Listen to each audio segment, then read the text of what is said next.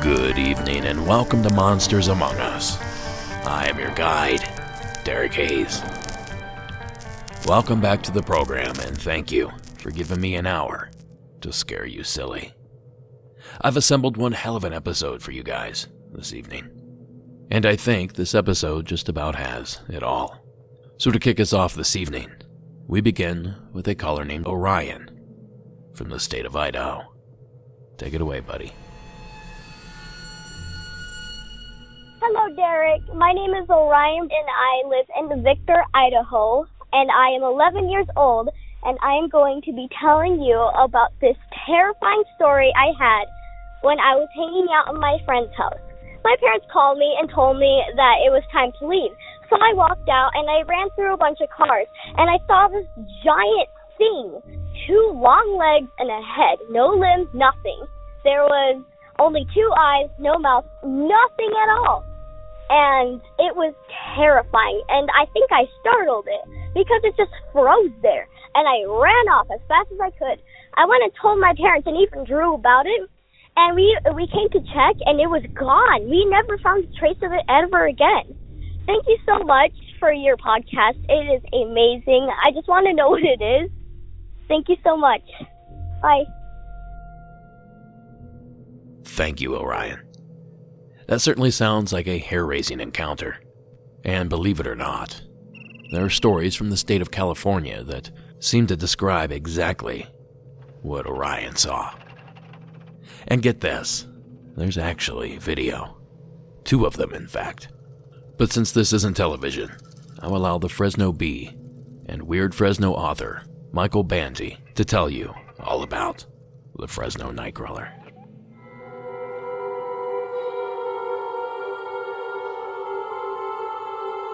Fresno's a little over 100 years old. It's starting to have its stories. And one night, cameras happen to capture these figures, these creatures, as some people call them. They're now called the Fresno Nightcrawlers. These 2 figures, maybe 18 inches, 24 inches tall, just kind of strolling across the guy's lawn late at night. That was the only time he ever saw them. Maybe 6 years later, back in 2011, but some of these parts, somebody said they saw the same things. Those look a little bit different than the Fresno video. They're a little bit taller and their movements are a little bit different. From that, there's been all these pictures drawn of, there's a lot of these cute pictures. I even saw a plushie once. Somebody actually made a plushie and they were selling it, I believe, on Etsy. The story kind of grew out of this little video that was shot 10 years ago, or more than 10 years ago. I wrote about it 10 years ago. I think the video was maybe 15 years ago. And it's grown from there. My brain is telling me this is one video. It was 10 years ago. Nothing's really been seen since then. If they were an actual creature, why were they only seen once? And that was it. It's one of those weird stories, Weird Fresno. I mean, it's an urban legend now, really.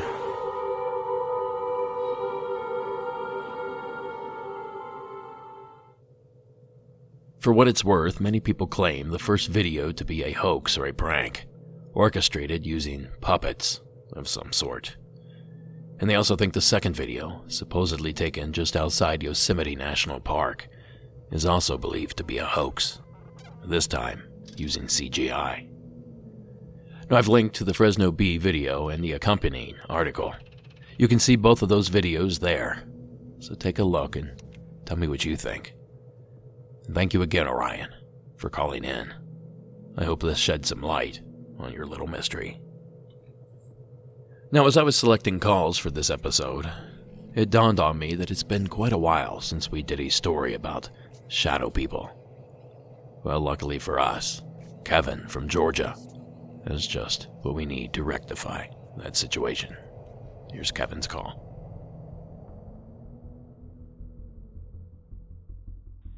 Hey, this is Kevin from Marietta, Georgia, and I'm calling about my encounter I don't know what you would call it, man in the black hat, or shadow figures, or I think season 2, episode 5, some girl had a similar encounter. So I was about 7 or 8 maybe, and my cousins had just moved into a brand new house that they just bought, and they had this life-size cardboard cutout of a Halo character in one of the closets and asked if I wanted it. I guess I was around that age that was a thing. And I said, yeah, I wanted it for my room. So I put it in my room, and I put it in the corner, and out of my window there's a little bit of light coming in from the street lamp. And everything was fine for a couple of days. I don't remember exactly when it started to happen, but one night I wake up and I see it moving. It's like it has a cane, it's wearing like a suit, and it's got like a top hat. And it starts dancing. Like, I don't know what kind of dance it would be, it's just like old dancing. And I wasn't sleep paralysis because I can move, and I got up and ran to my parents' room, and slept there for the remainder of the night. It just didn't happen once. It happened 3 times actually. The second time, it was a couple nights later. I don't remember exactly how many days. I woke up in the middle of the night again, and it wasn't in the corner anymore. Actually, it was right above me, like leaning over my bed, looking at me in the face. But I couldn't see a face. It was just a black figure again, top hat, suit, and a cane. And this time it didn't dance. It just kind of looked at me and then walked away, and I ran to my parents' room again. Well, they were kind of irritated by that point, so my dad decided to sleep with me for a couple of nights just so I could calm down and just shut up about it. And that's when it happened the third time, was with my dad. We were both sleeping, both in my bed, and it happened again, but this time it moved and it leaned up against the wall, kind of like those cutouts of a cowboy with smoking a cigarette, one foot up on the post or something. I don't know if you can picture that, but that's how it was. I didn't say anything to my dad, but kind of just poked at him, and he just said, mm-hmm. And then the next day we talked about it, and yeah, he said he saw it too. So needless to say, the next day we took that cardboard cutout out of my room and threw it away, and ever since then, I haven't had anything move in my room. But yeah, that one girl who talked about the cane, really, it gave me shivers. That's what inspired me to call. Anyway, love the show. Your voice is pretty great for this narrating thing. Thanks. Thank you, Kevin. I'll tell you what I liked about Kevin's call, and it probably won't surprise anyone.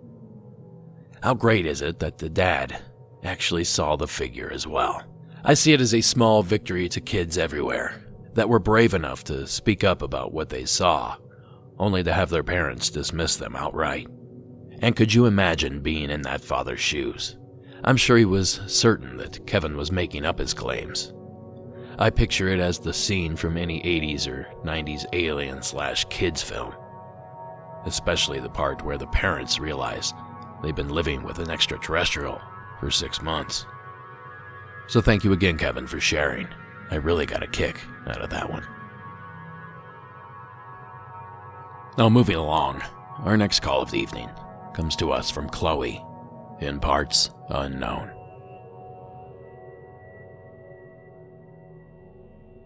Hey Derek, it's Chloe. Still binging your backlogs of episodes. I was listening to Season 5, Episode 2, and one of the callers had mentioned when he was a child being terrified by this apparition of a white dog with blue eyes in his room. It made me recall that when I was younger, there was a time when my mother actually anointed the entire house with oil. You know, did the whole grab holy water and some oil and anoint every doorknob in the house. I was about 3 years old at the time. And what spurred this spontaneous I guess, anointing was I began to tell Mom and Dad, oh yeah, there's a wolf that comes to talk to me in my room at night. I just talk to the wolf and we talk about this or that or the other. And my mom thought it was strange, but I was her first child, so she thought, sure, she's got an imaginary friend, okay, whatever. Well, after a short period of time, I would come running out of my room in tears and say, I'm scared of the wolf. The wolf is scary. He's growling at me. He's telling me mean things. I'm so scared. And at that point, my mom was like, nope, and took it upon herself to bless the house. So that's just one little short detail. Like I said, I'm sure I'll call back in. I've got a myriad of tales to share with you, and maybe you can explain some of them. Maybe there's some kind of, psychology phenomenon where people see wolves. It seems like a pretty common subconscious trope, but thought I'd share and see what you think. Thanks. Keep it up.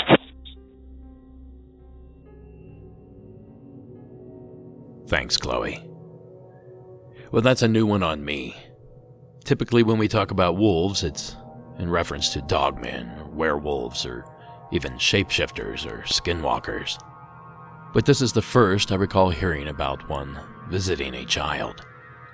If any one of you out there listening has some insight on this little mystery, or any true paranormal experiences for that matter, please give the toll-free hotline a call at 1-888-608-NIGHT. That's 1-888-608-6444. And please don't forget, I'm still looking for those museum or historical building stories. And don't forget about Hometown Legends as well. We only have 2 more episodes before our next Hometown Legends season finale, so get those calls in soon. So our next call of the evening comes to us via part of the MAU Inner Circle of Trust. If you frequent the Facebook page, you might just recognize our next submitter. So please join me in welcoming John from Minnesota to the program.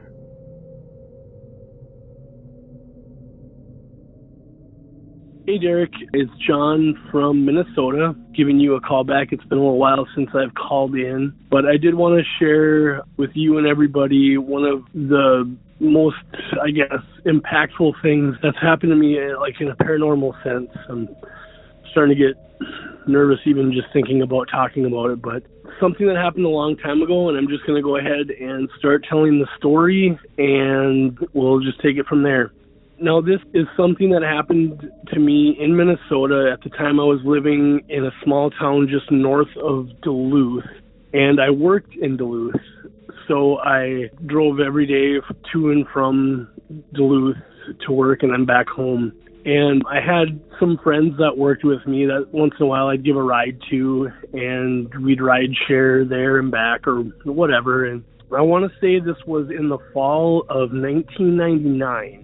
And it was at a time in my life where literally I maybe had read a book about UFOs and things like that. And it wasn't anything that was really ever on my mind too much. I grew up in a house that had some strange things that happened. I have a couple of stories from my youth and things like that, but nothing really serious ever happened before this.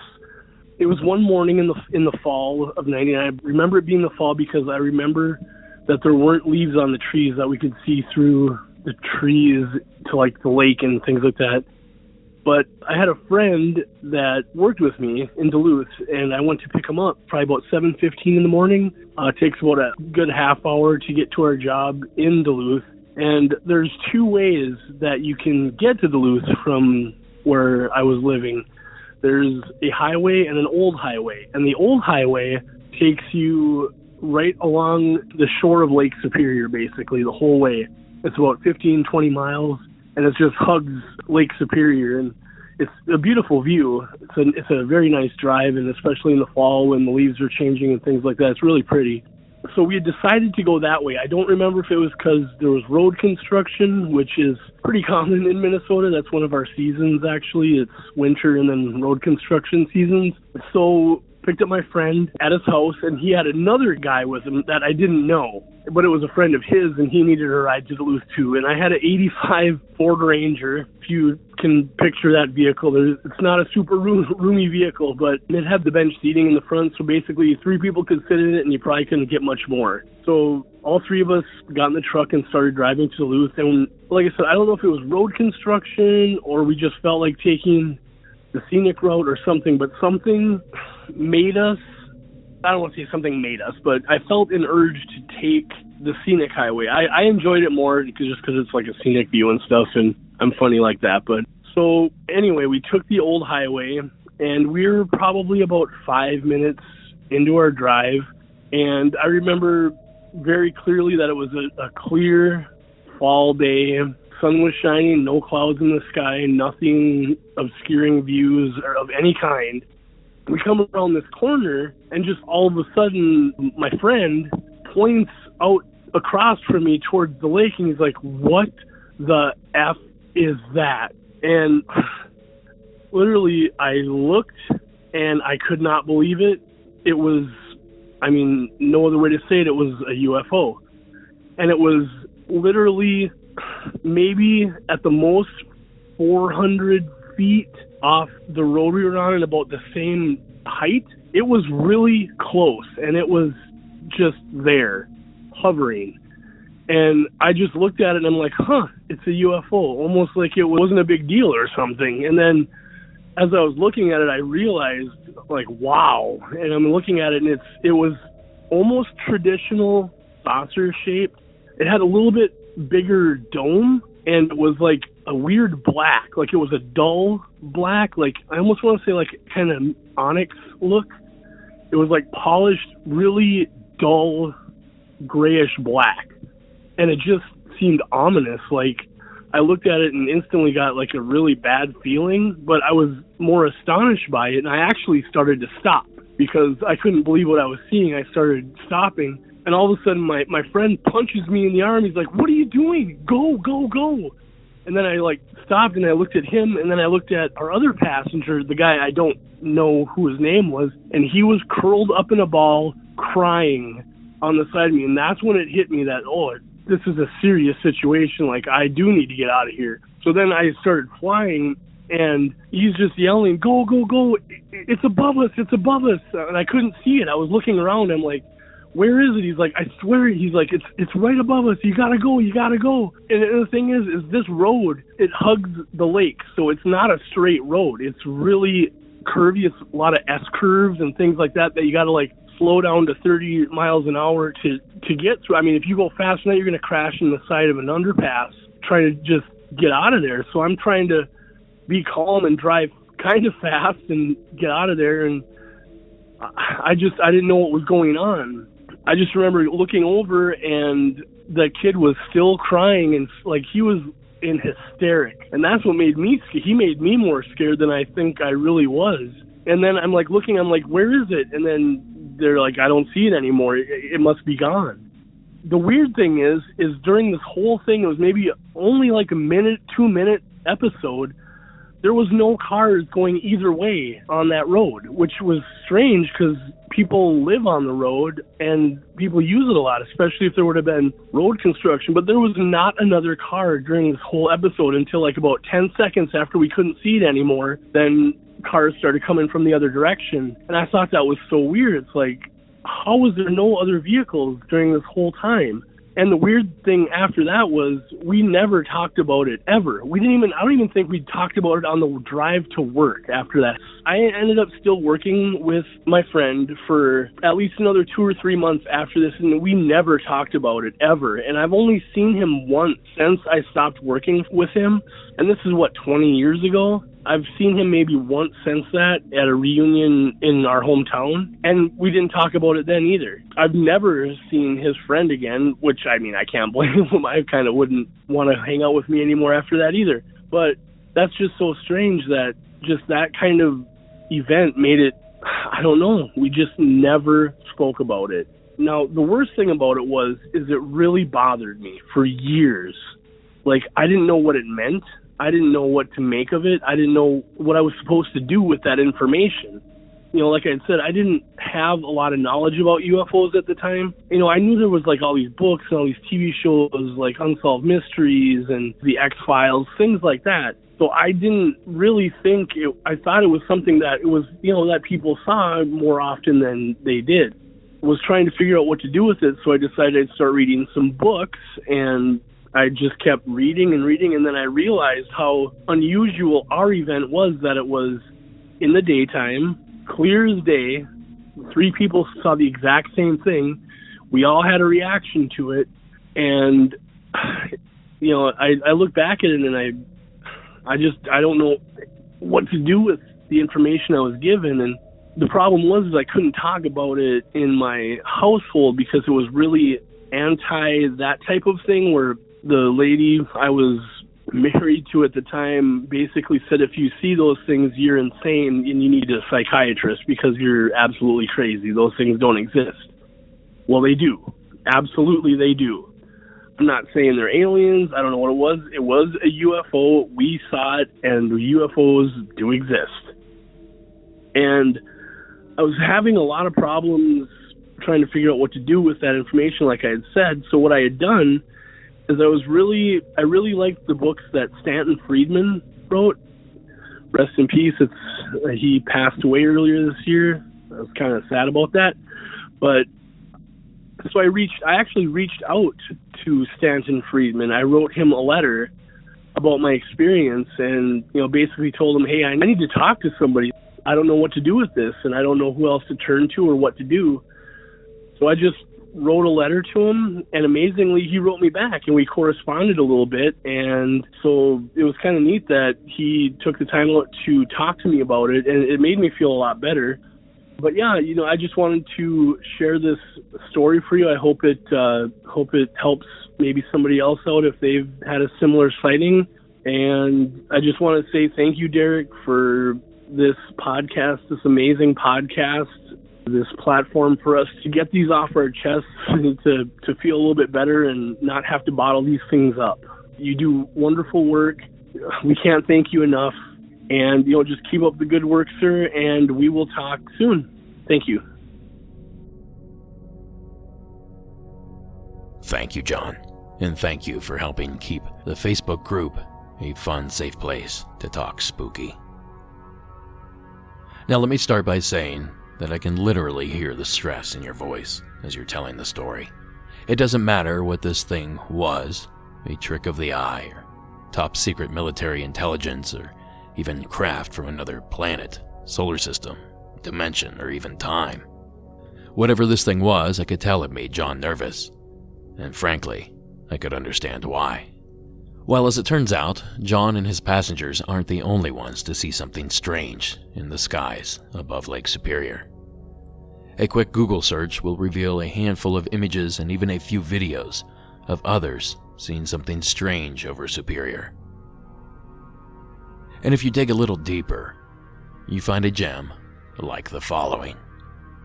Now, assuming John's sighting took place in mid-October, as his memory might suggest, that would have the sighting I'm about to share with you occurring possibly 20 years to the day of John's encounter. And if not to the day, it's certainly possible it's 20 years to the month. Either way, it feels like that should be significant.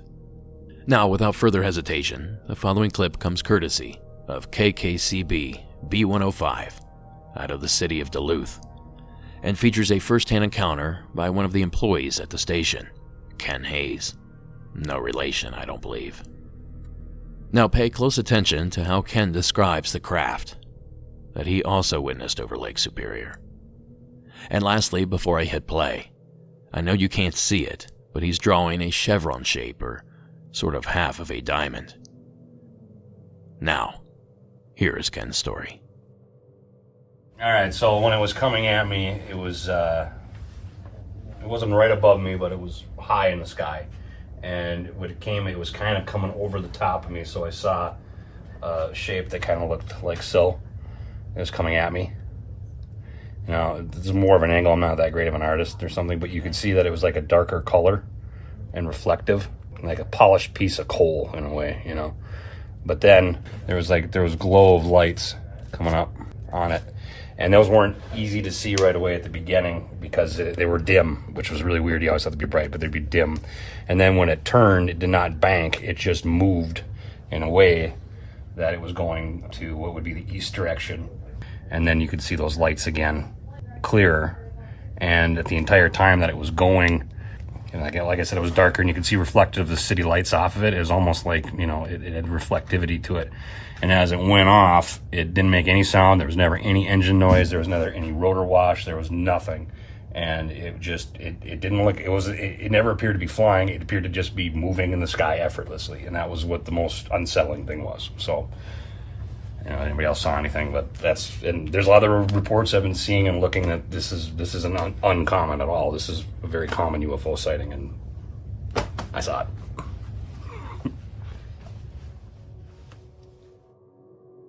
Now, if you're like me, you're more than curious about the many similarities between John and Ken's stories. So, John, do me a favor and take a look at this video and let me know if any of this stuff matches up. And thank you again for sharing the entry. I could tell it was difficult for you to do so. And now, speaking of that Facebook page, you should check out our social media pages. John, Addie, Sarah, Tony, and Warren have the Facebook rolling. And my wife Sarah helps keep us current on Twitter and Instagram. And Josh has launched a brand new Reddit page or profile, or whatever they're called over there. Search out Monsters Among Us on your favorite platform. And while you're at it, be sure to thank our amazing social media team. They do amazing work. Whoa, okay. That was a long segment. So let's do a little catering to our short attention span listeners.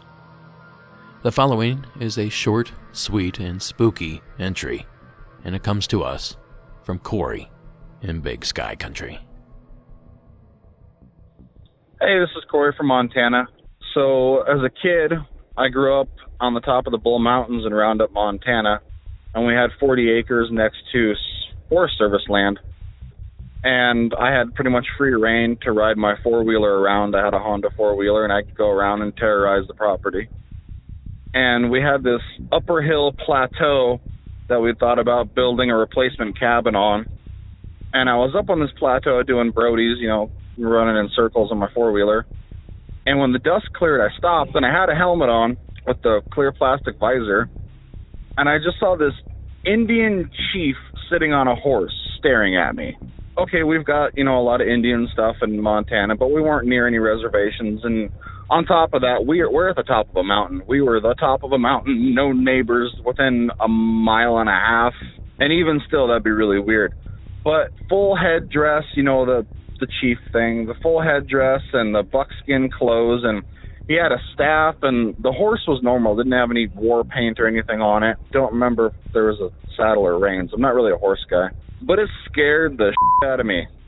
I am like 5, maybe 6 years old at this point, and my mom and dad are at a cabin over on the other hillside, so I was so scared I ran full tilt towards a barbed wire fence and managed to panic and stop, and then I went and turned a hard left down a mountainside where we had no four-wheeler trail to get away from this Indian that scared me so much.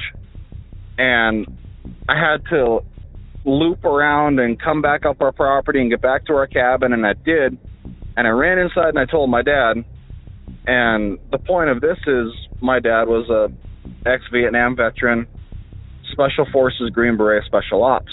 So there's not much he's scared of. And, of course, he had a lot of skills in hunting and tracking and killing anything that might be threatening his child. So I ran in the house scared, threw my helmet down, told him what happened. Well, he grabbed his SKS rifle and went around the backside of the property to go and look for tracks and see what the hell was on our property. And, a horse leaves deep tracks. This is summertime, so not an issue seeing tracks in the hillside. And he spent probably an hour circling our property, looking for tracks, looking where I was. He found my four-wheeler marks. He said there was nothing there, no sign of anyone or anything. And the only thing we could think of was ghost. So that's the story of my ghost Indian chief, Roundup, Montana. This is probably 1997. Love your show. I recently found it, and it makes a huge difference to people just sharing their stories. It's real, and it made me want to share mine so you can have more material. So thank you, and keep it up, and I will probably join your paid group soon. Thanks. Thank you, Corey. Your story reminds me of a movie I used to watch a lot when I was a kid, The Last of the Dogmen. No, it wasn't about werewolves or the Beast of Bray Road. It was the story of a tribe of Native Americans that have lived, uncontacted, in a remote and secluded valley in, you guessed it, Montana. It's pretty good if you like contemporary Western adventures, or Tom Berenger. There's a link to the trailer in the show notes. If this is something that piques your interest, I highly suggest checking that out. Otherwise, it's a great story, Corey. And as someone that's also seen the ghost of a Native American, I can attest how amazing and eerie the experience is. The gentleman that I saw also had a large feathered headdress. Perhaps that's significant to Native culture in some way. I'd love to hear from our First Nations listeners on this. Any input you have would be greatly appreciated. Thanks again, Corey, for sharing that one. Now, before we dive into our last few calls, I want to remind everyone that you can get bonus content over at Patreon. And I just launched a new level where I read works by Edgar Allan Poe as a much-requested sleep aid, I suppose. I'm doing my first recording just after this episode drops. So hop on over to patreon.com/Monsters Among Us podcast for more details. And thank you so much to all the patrons that help keep the show ad-free. Now our next call is another aerial mystery. Please welcome Susan to the program.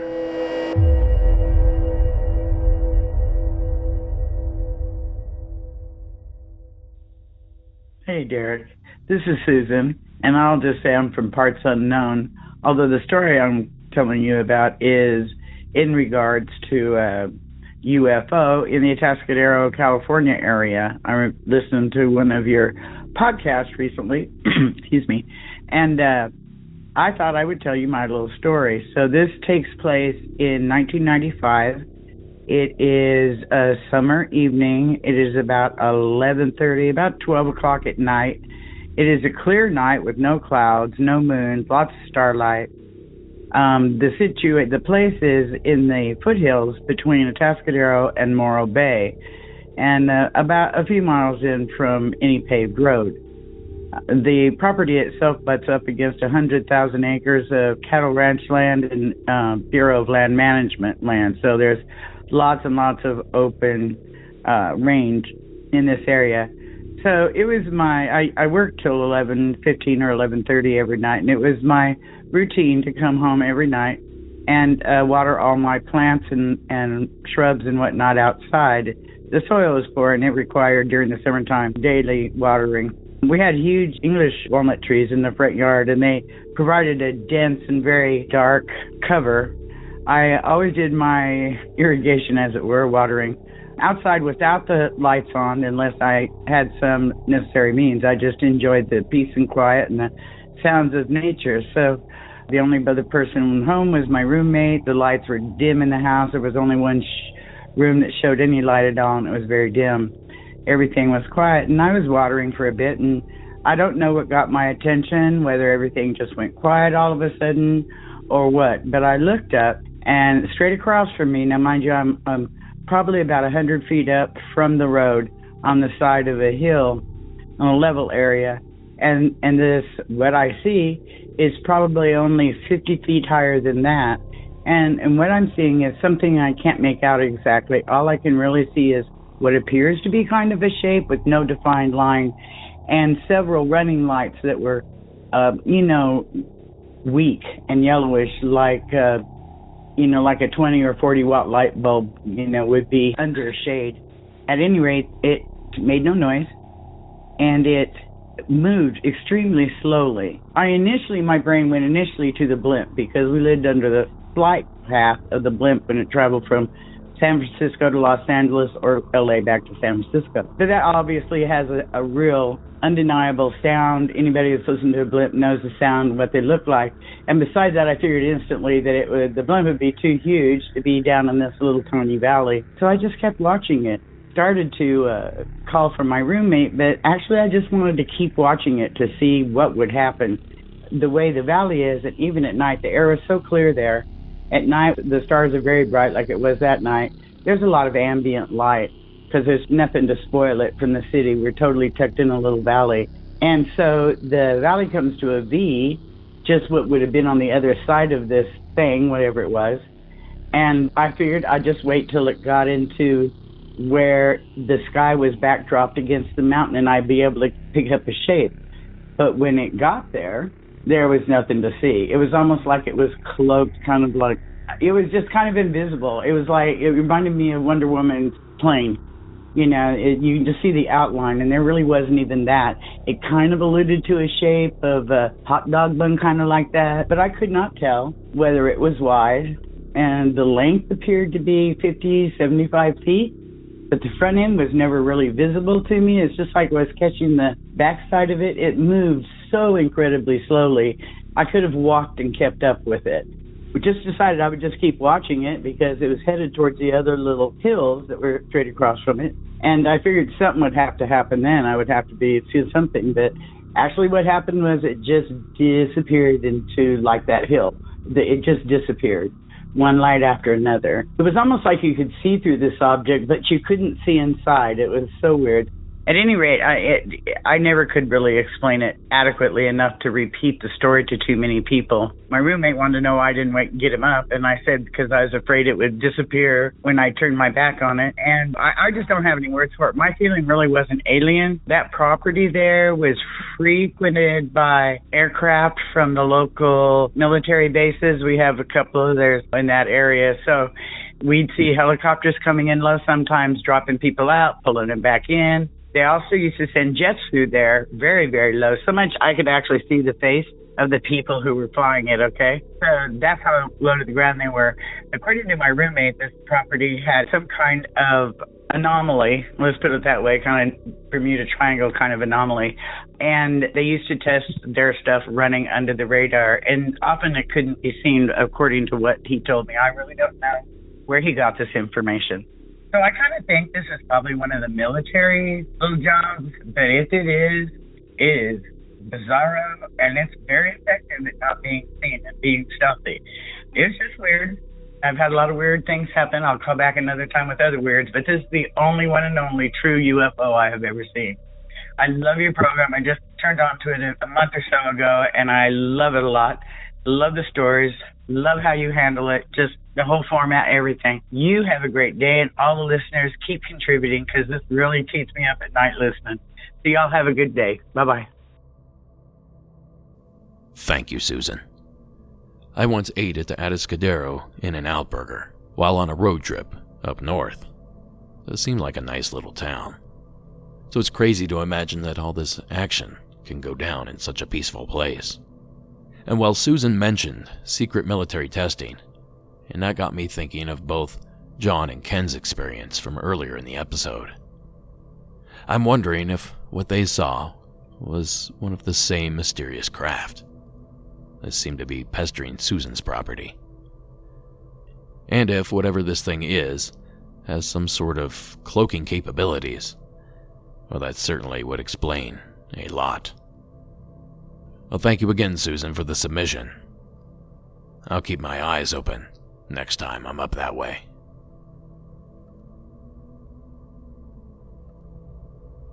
Alright, folks, it's that time of the evening. Time to wrap this installment up. And to do so, we head back to the state in which I was raised. The following is John's entry from the Buckeye State. Hi, this is John from Ohio. I live about 45 minutes north of Wright-Patterson Air Force Base. And this happened, let's say, between 1988 and maybe 1990. A lot of things happened, but this one really stuck out the most. I don't know how you'd classify it. To me, I was a child at the time. It was creepy as hell. I was coon hunting with my father, like we normally do in the wintertime. I hunt a lot, and we was coon hunting at night. Let's say it's about 2 o'clock in the morning, and we see a spotlight on us. Well, this night was very clear. There was like maybe a partial moon, and a floodlight came on us in the middle of this woods where he's hunting it. And he's like, well, what's going on? We looked up, and you could see, only I can describe is it had one light, a floodlight on us, and it looked like the helicopter blades. It was a oval-shaped thing. It had to have been a helicopter, I think. I don't know. The thing about it was a still night, and I heard nothing. And my father was like, what the hell do you want? To this, whatever this was. And the light turned off and went straight toward Wright-Patterson Air Force Base. To this day, I think it was some kind of technology that maybe the government had. I don't know. But I could tell you could hear a pin drop a mile away, and that thing made absolutely no sound. When the light hit us, it scared the living bejesus out of us. And that's one of many stories here in Ohio I've had. I might have time to give you one more. When I was younger, I'd say 1986 or 87, my mom was taking me to school early in the morning, and we lived down by the Miami River Valley, again, just north of Wright-Patterson Air Force Base. And we went down this one back road to get to our old school. And all I could say is something on 2 feet, every bit 8 foot or taller, walked across the road in front of us. My mom locked the brakes up, and I saw it too. It was like kind of dusk or early morning where it was still kind of hazy. All you could see was the headlights. It didn't even turn and look at us, but it was bipedal, like many of your people on your show. It looked like a giant ape. I did not see its face. It had very long arms, very muscular. Remember how thick its legs were. Just scared the crap out of me and my mom. And that happened. Kind of, this brings back the nerves to not get sidetracked. But anyway, we went back. Mom, we didn't even go to school. My mom was terrified. I went back with my father with a gun, and when we got there, you could see the footprints, the typical Bigfoot print. Again, this was in the early 80s. That's the story there. Thanks, Derek, for everything you do. I love your podcast. Keep up the good work. Bye.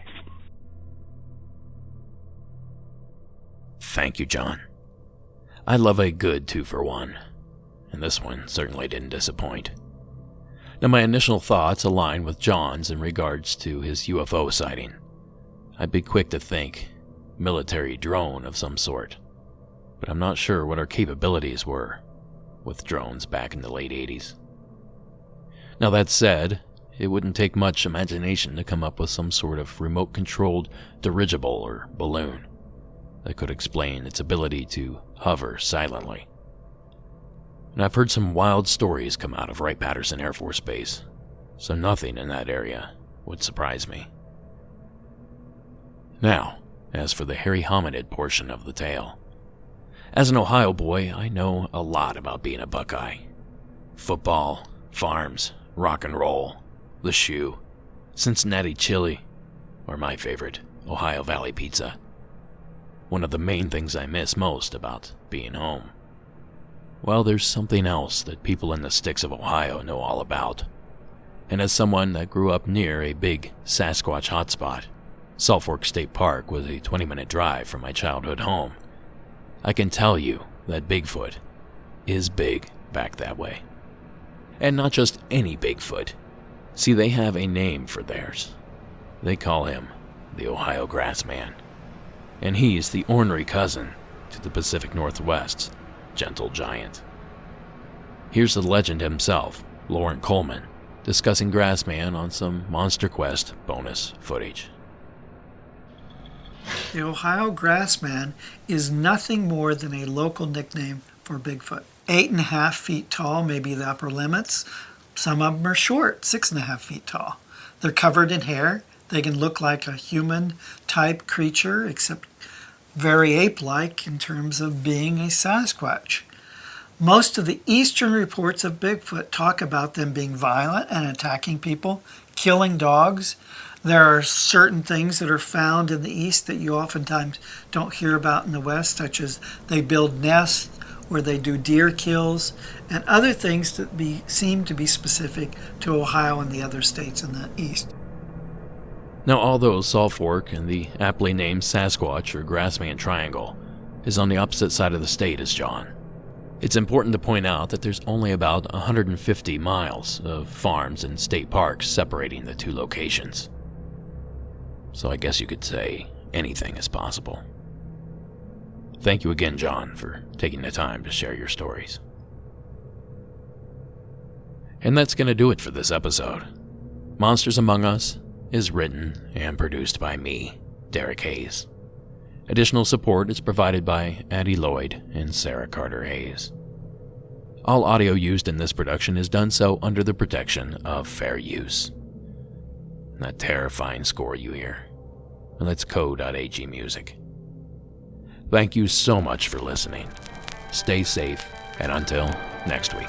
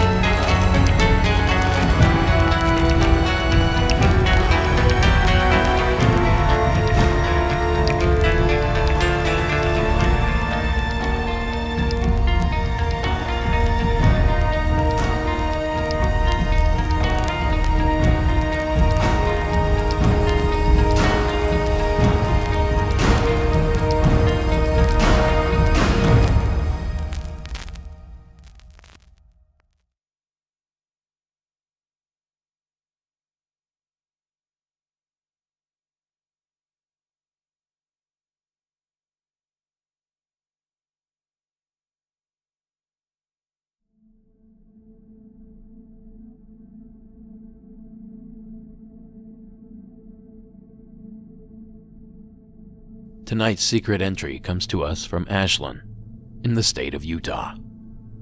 Take it away, Ashlyn. Hi there, my name is Ashlyn. I just started listening to your show like a few days ago and I'm hooked on it. I just thought I would share something that happened to me about 4 years ago, maybe more. But my family, we went on a trip to St. George, Utah. We're from Utah, but we were about 4 hours away from St. George. We went with another family. We rented this big house so we could stay in for a few days while we went hiking and just kind of hung out in St. George. Me and my sister, we got to stay in a room upstairs with their twin beds. The heads of the bed were on opposite walls, so our feet were close together. And at the foot of each bed in the middle of the room, there were these 2 big windows. The windows looked out, and there was the roof that was connecting this side of the house to the other side. So it was this tiny little part of the roof slanted up from my side, and from her it slanted up too. So one night, I remember kind of laying there and I couldn't sleep at all. I never really felt good in the house, but I also have a hard time sleeping when it comes to being in new places, and this house just kind of made me feel a little eerie in a sense.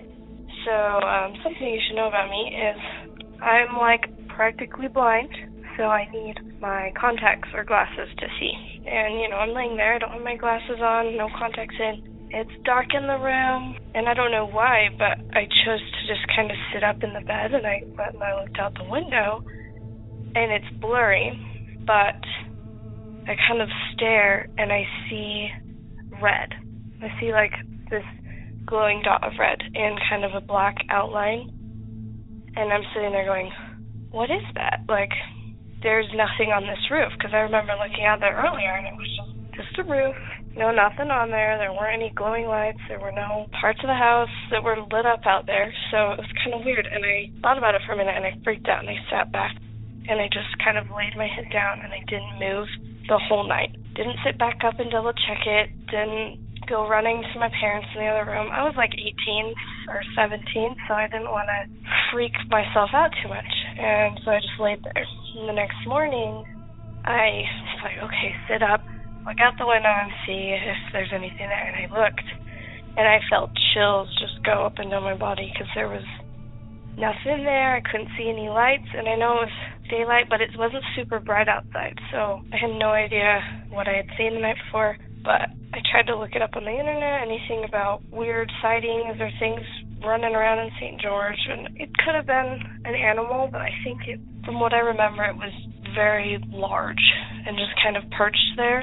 So it was really weird. My dad, I told him, and he's all for this stuff, and he was kind of freaked out too. And they went and they looked out there. I think someone went on the roof, and there was nothing. So just thought I'd share. From what I can remember, it was some kind of animal outline, but it was the red that I saw that freaked me out. I'm pretty sure it was a red eye just looking, and the chills I had, that feeling was terrifying. So love your show. Keep it up.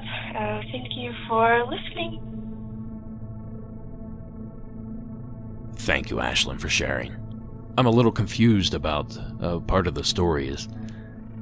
I can't tell if we're talking about one eye or a pair of eyes. If I had to guess, I'd say we're talking about one red eye. So it makes me wonder if this might not have been biological at all. Could it have been some sort of equipment or even a vessel of some sort? Either way, thank you again, Ashlyn, for sharing that story. And thank you for sticking around to the end of the show. Have a good night.